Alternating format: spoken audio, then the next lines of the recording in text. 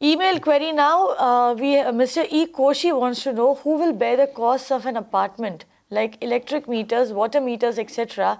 prior to handover, the builder or the buyer. He also asks if the owner must bear the expenses for the time he does not have possession. That's a very interesting question there. Yes.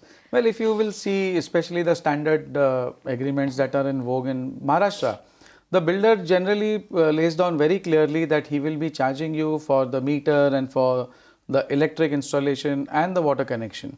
And those amounts are mentioned and collected separately by the builder from you. So this is something which is subject to contract. If the builder agrees to pay for it himself, fine. If he says that you must pay and you have signed that kind of an agreement, then obviously you are bound to pay. Coming to the second part of your question, it's quite obvious that until and unless you have taken possession, there is absolutely no question of you paying any form of outgoings. So typically the agreements say that once the occupancy certificate is received, builder will give you a notice and he will give you a specified amount of time in which you must take the possession. If you have not taken possession within that time, you will still be liable to pay the outgoings. But till OC and till the notice and the time specified in your agreement elapses, you are not bound to pay anything in terms of outgoings or taxes. So, Vinay, before we move on, what are the other payments that you are responsible for before getting possession? Now, I know that there is a certain sum of money that you have to pay towards the maintenance corpus, towards the society corpus, in fact. Apart from that, what else does a buyer need to be prepared to, pay for? Well, there are the general taxes. You have service tax, you have VAT, that is one part of it. You have the consideration, of course. There may be other things. You see, what happens is that you must remember that this is an agreement, which means that you have also agreed to it.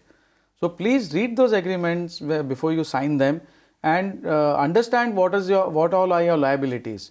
So you would be responsible generally for paying for the water connection, the electric connection, the society formation charges, the share certificate money if a society is to be formed. And sometimes you have a clubhouse and there is something where you've agreed to buy in a membership and pay for that as well.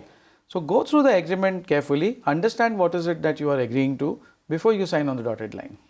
Yeah, and another thing that you do need to remember is that a lot of these charges that you will be paying to the developer are not really covered under your home loan.